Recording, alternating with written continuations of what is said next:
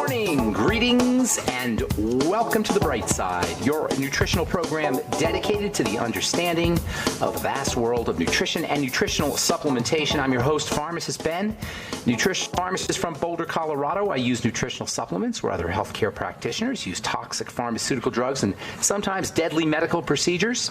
If you suspect that there are natural nutritional roads to your health and vitality and well-being, and to addressing your health challenges, whatever they may be, but you don't know where to begin, you have come to the right place. As you listen to The Bright Side every day, you are more and more in control of your body, you are more and more knowledgeable, and you know you can overcome any health issue. That is why we are here every day on The Bright Side, helping clear up the sometimes confusing world of nutrition and nutritional supplementation. For the last 30 years of practicing pharmacy, I have seen drug-free recoveries from diabetes, hypertension, obesity, skin diseases like psoriasis, eczema, rosacea, acne, digestive ailments, autoimmune issues of all kinds. Recoveries that by the standards of modern medicine can only be called a miracle, but what is in the world of the body, what is in the world of biology, standard operating procedure. Because the human biological system is a healing system, it's a regenerating system, it is designed divinely to heal and renew itself on a moment-to-moment basis, and while some folks may call that a miracle, it really is just the way the body works. If you have questions about health or nutrition or prescription drugs, if you want to wean yourself off your meds on a good nutritional supplement program, we can help you do that. If you have questions about the longevity products or business or anything we're speaking about here today, resveratrol or polyphenols or plant chemicals or vitamin E, we've been covering all kinds of interesting subjects here for the last 6 years or so on The Bright Side. 844-236-6010 is our number today and every day. If you want to purchase any of the longevity products you hear advertised or recommended on the program, you can head to my websites, brightsideben.com, pharmacistben.com, or criticalhealthnews.com. You can purchase products off the website. You can also sign up to join the Brightside Ben team off the website.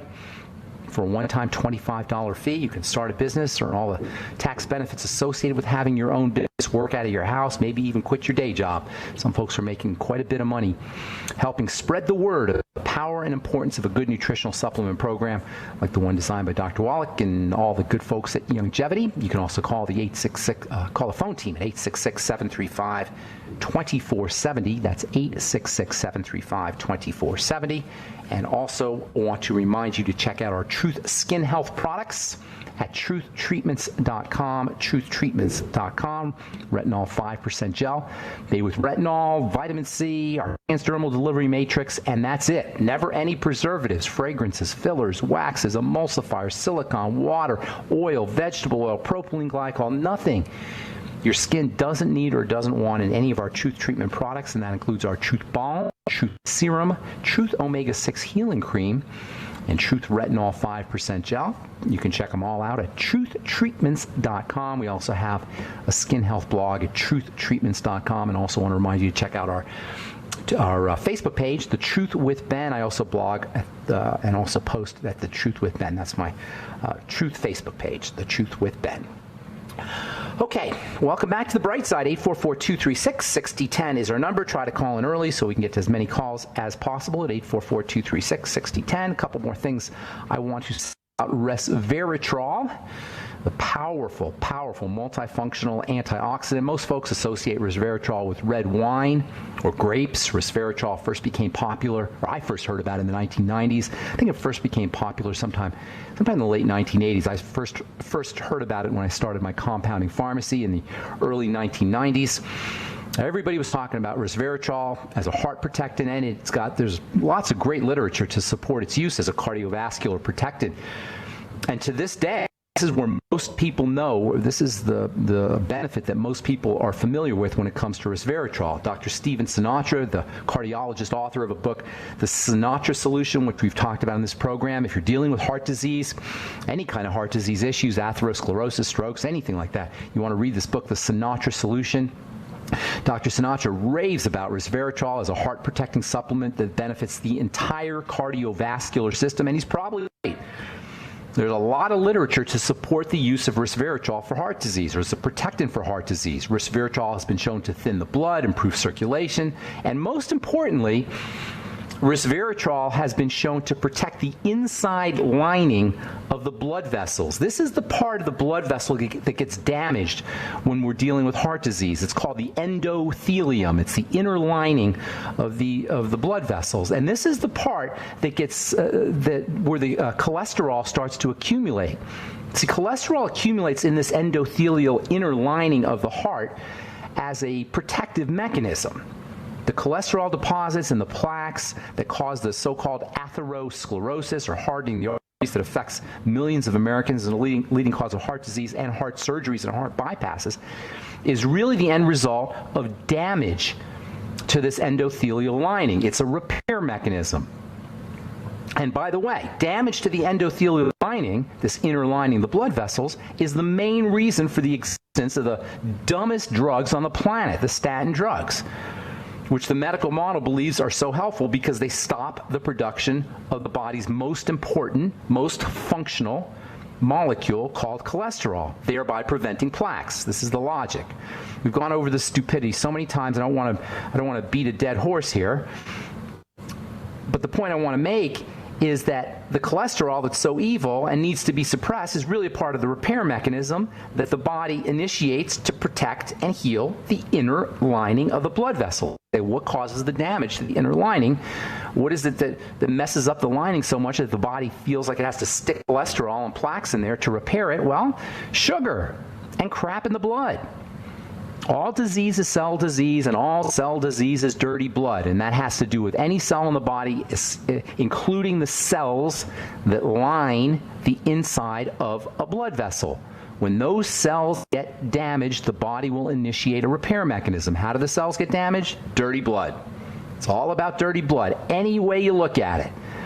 Just like all roads lead to Rome, all long-term chronic damage in the body leads to dirty blood.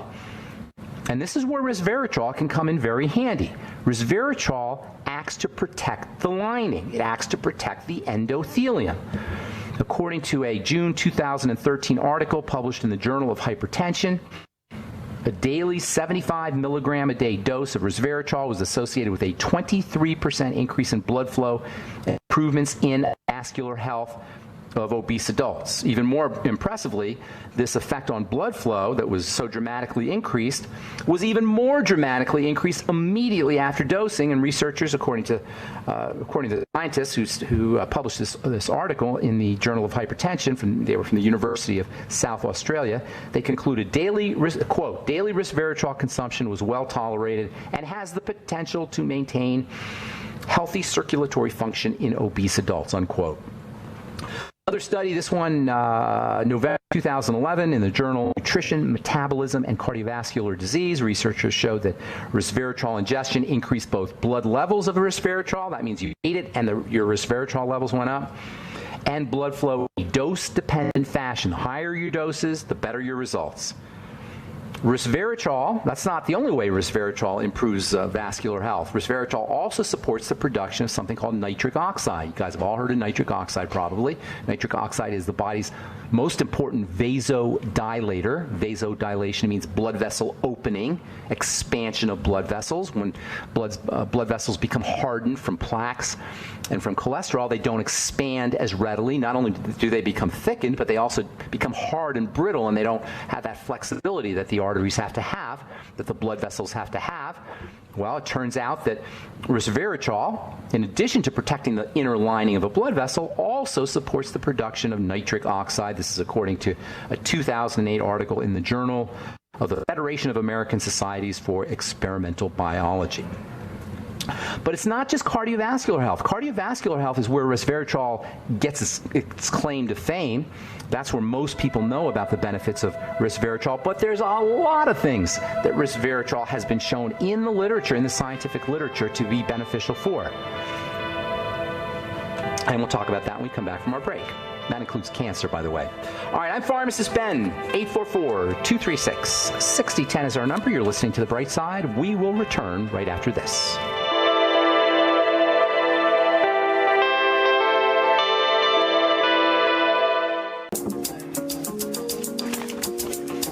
Okay, we are back on The Bright Side. I'm Pharmacist Pharmacist Ben, 844-236-6010 is our number. If you have questions about health, nutrition, prescription drugs, the longevity products, skin health questions, if you have a comment or success story you'd like to share, if you've used our Truth Skin Health products, love to hear what you think about that. Or if you've noticed changes in your health from using the longevity products, we'd love to hear about that as well. 844-236-6010 is our number on the bright side, and we'll get your calls here in our next segment.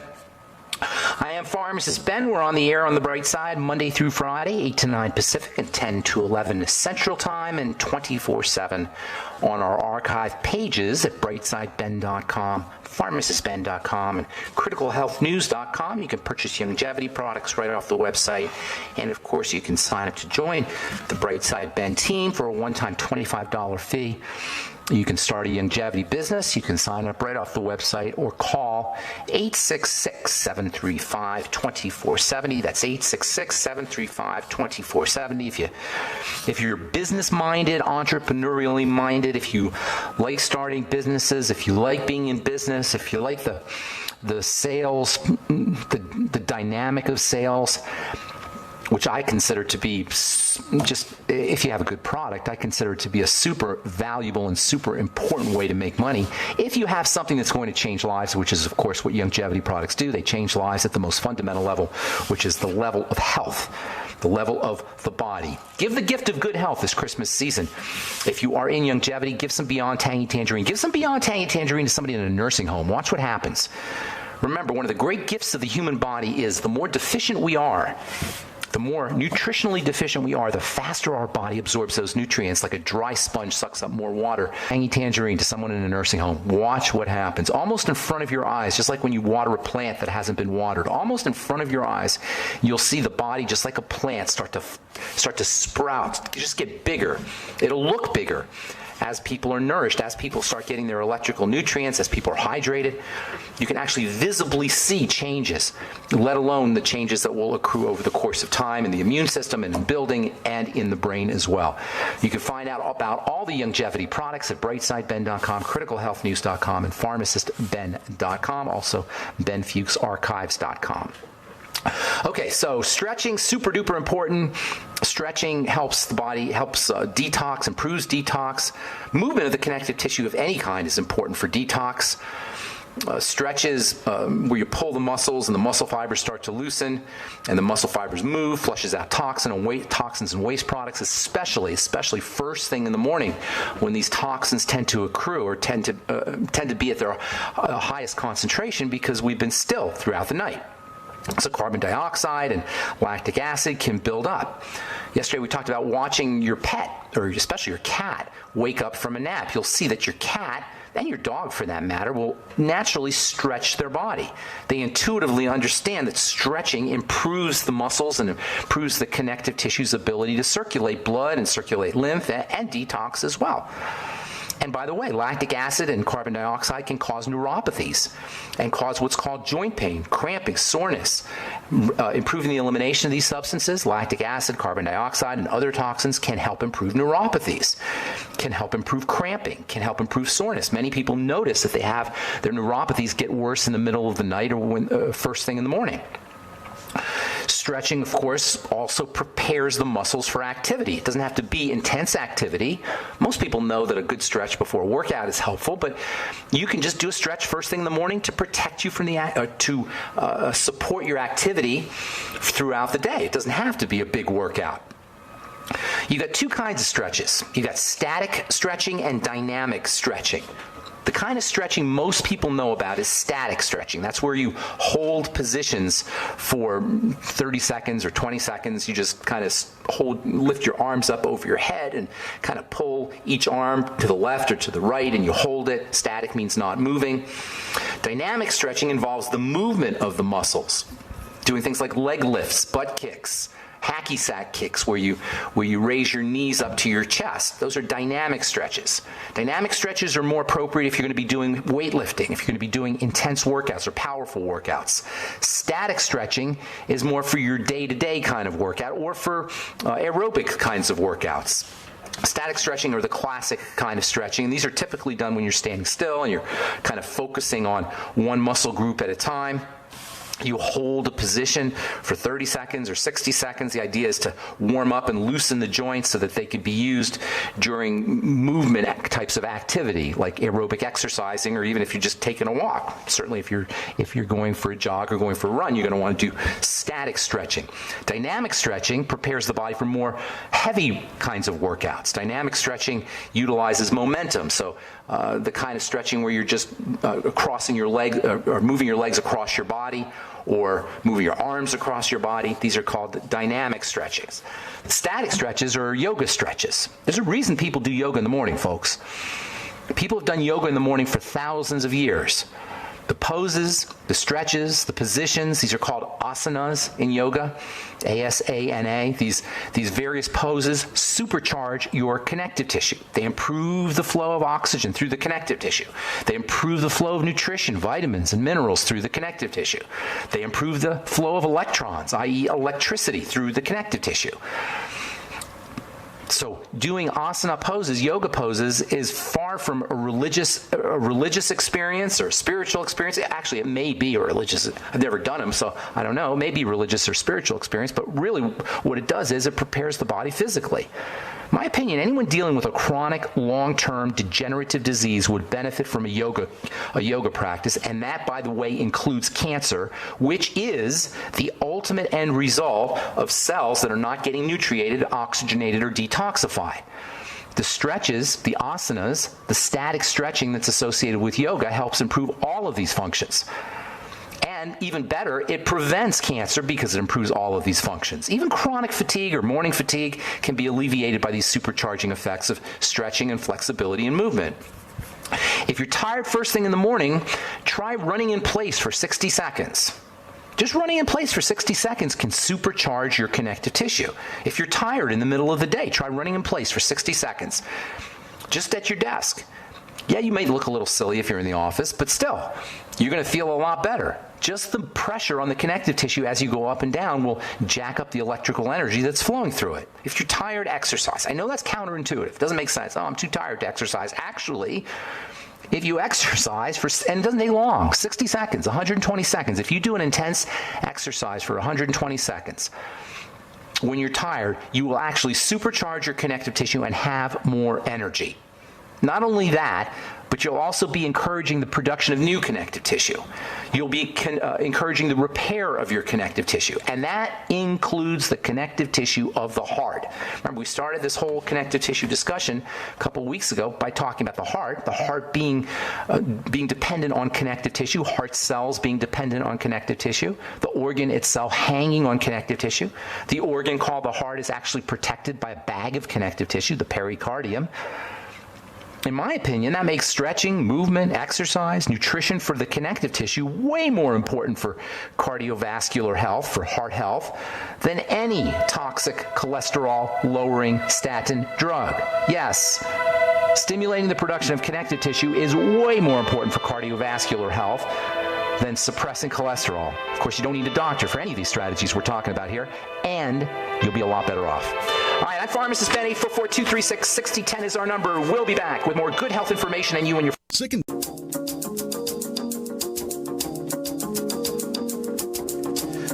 All right, we are back on the bright side. Pharmacist Ben here. 844-236-6010 is our number. 844-236-6010. We do got lines open for you.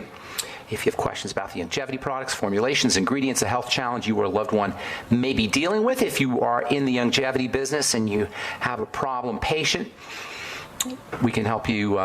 We can help you understand a nutritional supplement program for problem patients. If you want to wean yourself off your meds, of course, 844-236-6010 is our number. We can help you do that as well.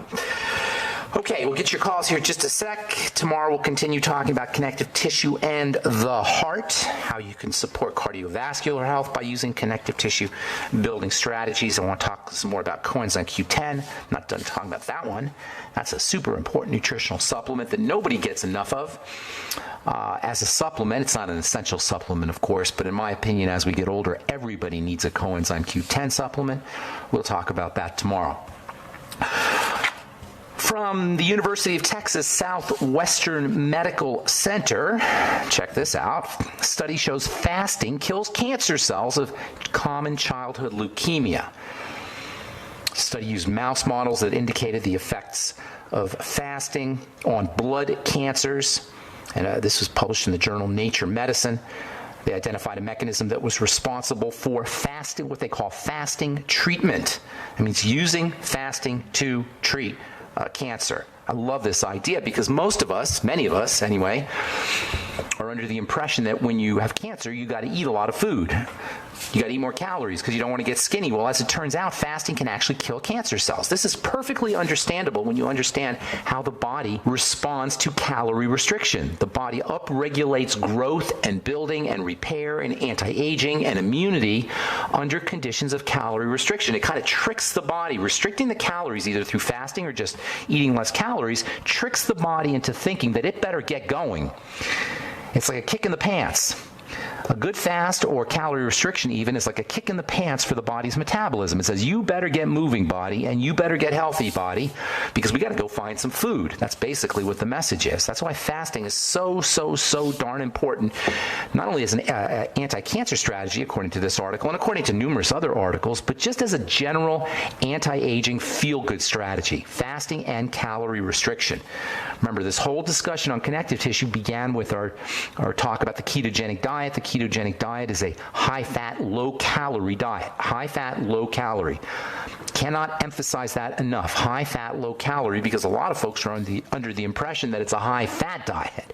It's not a high-fat diet. It's a high-fat, low-calorie diet, meaning lots of your calories a high percentage of your calories should be coming from fat, but overall your calories need to be kept low. So in many ways, the ketogenic diet is like a calorie restriction diet, even though it gets the reputation, or even though we call it a high-fat diet. Calorie restriction is a cheap and powerful anti-aging and healing strategy, as is periodic fasting, or intermittent fasting as it's called. From the Journal of Neuroimmune Pharmacology, researchers find chemicals in marijuana that could help treat multiple sclerosis. I love this idea. More and more, we're finding out that marijuana contains active medicinal compounds, particularly CBD. This article is about CBD, actually. 2011 study.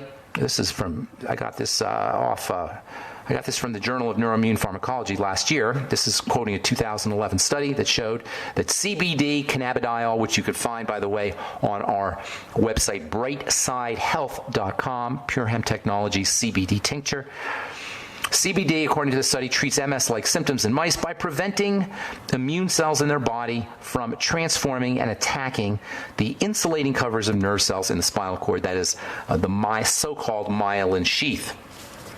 More information about CBD. CBD is an anti-inflammatory. CBD is awesome for anxiety issues. CBD is anti-pain. And now, according to this article, CBD can help treat multiple sclerosis-like symptoms.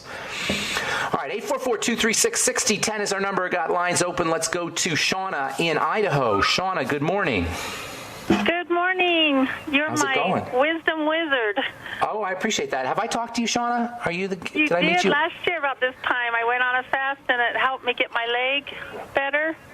Oh, nice. But I didn't see you. I didn't see you when I was in Boise. Did I last summer? You saw me at convention. Oh, at the convention. Okay, good deal. Yeah, So, I showed you my leg. I said, whoa, it looks a lot oh, better. yes. I remember. It looked a lot better. And how's it looking now? Good, except I still get itching a lot in the night. I'll wake up, I won't have any rashes, and I'll just start itching. It will move from my chest to my back, down my waist, down my legs. Is it the kind of itching that's underneath, that feels like it's underneath, Yeah. like inside, and you can scratch it, but you can't quite get at it, sort of thing? Yeah, but it feels good to scratch it.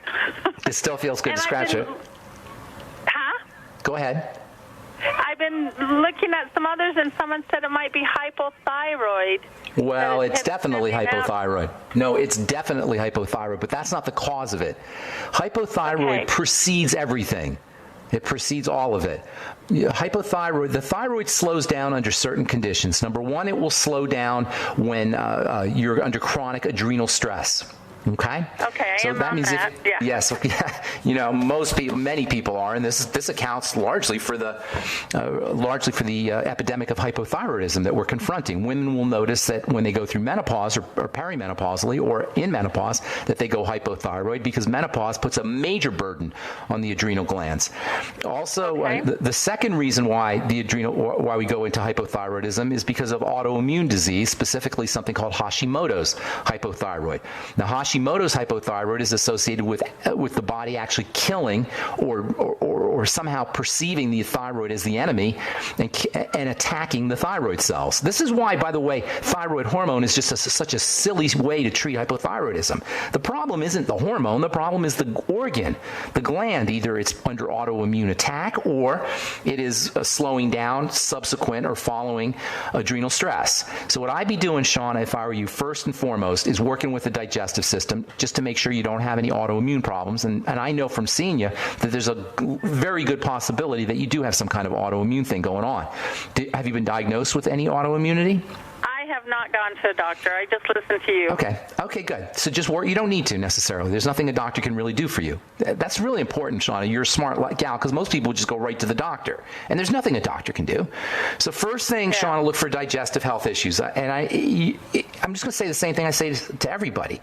You got to what's that? Juice, no sugar, smoothies. You know the drill. You know the drill. Anything that has for life. There you go. And fermented foods will restore gut bacteria, and gut bacteria are important for turning inactive thyroid hormone, T4 so-called, into active thyroid hormone, or T3. So even if you don't have an autoimmune disease, a healthy intestine and a healthy gut bacteria population is important for activating thyroid hormone. So that's the first step. Okay? The second thing you want to do is look for anything that is causing any kind of burden on the body, whether it's a psychological burden or emotional burden, mental burden, or physiologic burden. Now, once you work on the digestive system, that's going to eliminate a major physiologic burden. You mentioned keeping yourself low sugar, low carb. That can also reduce the burden of sugar toxicity and of excessive insulin. And so working on calming down the adrenal glands is very important, but there's also some more direct ways that you can treat the adrenal glands. You notice we didn't say anything about the thyroid here. We talked digestion, we talked blood sugar, we talked adrenals. I didn't even mention the thyroid, and I'll tell you why here when we come back. So hang on, Shauna. We'll take a commercial break and we'll finish up. We got lots of lines open for you at 844-236-6010. I'm Pharmacist Ben. You're listening. Look. Okay, we are back on the bright side. I'm Pharmacist Ben, and we have lines open at 844-236-6010. Talking to Shauna. Excuse me there, Shauna. Are you there? Yeah. Okay, so Shauna, you notice we didn't say anything about the thyroid, right? We talked about the digestive system, protecting the immune system, that is patching up the gut. I didn't talk about patching up the gut. Use glucosamine to patch up fermented foods for improving the population of gut bacteria. Gut bacteria activate thyroid hormone, patching up the gut with cartilage-containing products, glucosamine, your Fucoid Z, which will also get you a little iodine, by the way. And then focus on the adrenal glands. Relax your body. Now, the digestive strategies and the blood sugar strategies will have a beneficial effect on your adrenals. Psychological relaxation, visualization, mental relaxation, those will also help. Using nutrients for the adrenal glands. Zinc is extremely important for the adrenal glands. Vitamin B5 can be helpful for the adrenal glands. Magnesium, copper, iodine are all important for the adrenal glands, as is the B complex, particularly B12. It'll be basically useless for you to focus on thyroid health if you're hypothyroid, okay? Because the adrenals and the digestive system, and also to a certain extent the blood sugar system, precede issues with your adrenal glands. This is why just using Synthroid or Levothyroid or some kind of prescription thyroid hormone doesn't help people who are hypothyroid, except perhaps for giving them a quick buzz, like a caffeine-like buzz, but that doesn't help the thyroid. Focus on the digestive system, the blood sugar system, and the adrenal glands. Don't forget your slow, deep breathing techniques, Shauna. So mine could probably be more psychologically, where I'm in three different schools. and my Could be. kids, 12 Easily. kids, and then doing Easily. daycare, and then wanting to do longevity. So Easily, how do I Shauna. back off? Well, that's. I want to live to do all those things. You know, one day we'll do a show on just the psychological aspects of health, because really, the way I look at it, it's just as important, if not more important, than the physiologic strategies we talk about all the time. Shauna, I got a bunch of calls now. Everybody's calling me, so I'm going to move on. Thank you. Good to talk to you. God bless you. Happy holidays. Okay, love you. Okay, take care. Bye-bye. Okay, Chris in Florida, good morning. What's going on? Hey, Ben. Yes. Thanks for all you do. Yes, what's going on? Thank you. I can't. An honor to talk to you. I've called maybe a couple times or a couple times ago. I've listened for a couple of years, but my 11-year-old son, who I guess was diagnosed just recently, but we think it may be something from birth called medullary sponge kidney. Now, I know you. Okay. Yeah, medullary Sponge kidney. Okay. Yeah. His primary doctor, the pediatrician, who I hate doctors. I hate everybody in the medical field except for you and maybe Wallach and McCullough. But well, it's not the people themselves, unless they're arrogant about it, which sometimes they are. It's not the people; it's the model. But go ahead. I want to help you out here. It's their training. I wish I could wring the neck of their training. But anyways, yes. According to his pediatrician, he said what we noticed, like a day after he was born, there was a little bit of dried blood that was where he would pee in his diaper, and that our pediatrician actually remembered that, and he formulated that it could be medullary sponge kidney. We took him to a specialist. I hate the word specialist, but we took him there, and who was a really great older doctor, kind of a hippie, so you knew he wasn't sacked by the pharmaceuticals yet. Okay. Nonetheless, he said that he would say that he had medullary sponge kidney. It's okay, but that we should cut down on vitamin C. I'm losing you there. I'm losing you, Chris. Did you say cut down on vitamin C? Yeah, our research has dictated that vitamin C may be sort of attributing to medullary sponge kidney. No, it's not going. That's not true. That's not true. Medullary sponge kidney is typically congenital. How old's the boy, by the way? 11. Okay, so does he have any history of stones or anything like that? Cloudy urine, painful urine? On an ultrasound, a couple of times when he was younger, he peed red. So we thought that was a big problem, but he had gotten hit in the back, so maybe thought it was that. But long story short, he has 8 stones from a little ultrasound that we found. But we're not sugar soda people. Basically, he's got a weak kidney. Forget the term medullary sponge. That just means that there's little pockets and cysts that are forming there, and it looks like a sponge. You don't need to worry about that. He's got a weak kidney. Vitamin C is excreted through the kidneys, so that's what they're thinking, I imagine, is that the vitamin C will put a stress on the kidneys as the body tries to eliminate it. That's not a reason to avoid vitamin C. It's an essential nutrient. You maybe want to avoid big doses of it right away. That might be the case, but you absolutely don't want to avoid it. That's pretty silly for anybody to say. In fact, vitamin C is almost like a panacea for these kinds of things. Now, the problem is that it was congenital, and that means that there's probably something that happened in the womb. So at this point, what you have to do is you have to be very kind and gentle to the body, particularly sugar. Sugar presents a major burden to the kidneys. For the doctor to say avoid vitamin C and not to mention sugar seems kind of silly to me.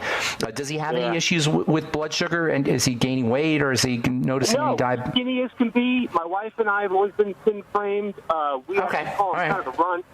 But Okay. What you got to be doing is taking care of his body as just like you'd be doing with anybody else or any other child, except you got to do it with more vigilance, because he's already he's a little bit compromised at the level of the kidney, which is an incredibly important structure. Sugar restriction, limiting processed foods and sweets and such is important for everybody, but it's extra important for your boy. And then in combination with that, I would be using nutrients that help the body process sugar, the sweeties, the B complex, the Beyond Tangy Tangerine, exactly. B1 thiamine, B3 niacin, magnesium. You really want a good nutritional supplement program. You want to keep him hydrated. Pretty much you got to do everything everybody else has to do, or he does, except you have to do it with way more vigilance because of this the compromise at the level of the kidneys, which is super important, obviously, especially if he's already starting to form stones. If he's already starting to form stones, then that's telling me he's not taking care of business, or somebody's not. So you really got to. I would like to have my kids under 20 grams of sugar a day, and I listen to everything you say, and when people have an ailment, I almost feel as though I'm talking what you're telling me what to say, because you say a lot of the same stuff over and over again because it's accurate, but I tell the same thing to my wife and kids. They want to throw me out of the window. My wife I know, it's terrible because you're the weird one. You and I are the weird ones. Well, that's just how it is, and I don't know how to get around that problem, but that is an issue. He needs to be paying more attention to supplements, not less, but he really needs to be paying super close attention to how his body processes sugar. That's the most important thing. Yeah, over the course of time, he's going to probably have some adrenal issues too, because this can present a major burden on the body. So relaxation techniques can also help him. Deep breathing, slow deep breathing can help. And then burning up sugar through vigorous exercise can also help him. You may want to get him into Tai Chi or soccer or something like that if he's not already doing that. Yeah, he's so sporty. He is. Sporty. Okay, that's good. Keep it going. But emphasize the sugar connection, the relationship between sugar and the kidneys, and really focus on kidney health in general. And don't worry about the medullary sponge part of it. That just means the kidneys are compromised somewhat. And the term is a bit it's kind of scary. It's not that scary. He's just got a kidney problem, and that's what you want to focus on. All right, I got to motivate. Thank you so much for your call. Appreciate it. Thanks for the kind words, Chris. I appreciate it, man. You're a light in the fog. Thanks, brother. Thanks, buddy. Bye-bye. Hey, Leo, good morning. Got about a minute, buddy. Leo in Oregon. Good morning, Ben. It's always a pleasure listening to your show. It's like continuing education in health, real education in health. I appreciate that. Thank you, Leo. Really quickly, there's a whole host of things that I would love to talk to you about, but I want to get right to the meat of the matter. I know someone that is having their colon removed. They're young. They are young. They had some pre-cancer polyps detected there. They had some colon cancer in their family history. They got scared. I didn't find out about it until recently. But and there's no way it's happening as we speak. So there's no way to change their mind, so to speak. But what suggestions would you have for someone who's had lots? Before surgery and after surgery, how to recover is what you're thinking? Yes, exactly. Okay, so first of all, pre-surgical patients should always be using digestive enzymes a couple of weeks before surgery. If they're not already using digestive enzymes, and I mean on an empty stomach, not to digest food, but to keep the blood flowing. This is so important when you're on a pre-surgery. Now, doctors like to clot the blood because they're afraid of overbleeding. The problem is that will slow down healing, and that will exacerbate inflammation. So using things like digestive enzymes pre-surgery, even vitamin E pre-surgery, although your doctor will probably tell you not to do that, that can be helpful. Making sure you're loading up on protein, especially building protein, bone broth protein, cartilage-containing protein, and then also glucosamine. Anything to help you build connective tissue to stimulate the repair or minimize trauma and stimulate healing and repair. I'm out of time, Leo. I'm sorry, buddy. Thanks for your call, buddy. Maybe call back tomorrow because this is kind of an important subject, pre- and post-surgical nutritional strategies. I'm Pharmacist Ben. Thanks for listening to The Bright Side, friends. Please check out my Truth Skin Health products at truthtreatments.com and the longevity products at brightsideben.com, criticalhealthnews.com, or pharmacistben.com. We'll talk to you all later. Have a wonderful, beautiful, awesome, spectacular day. I'm Pharmacist Ben. Bye.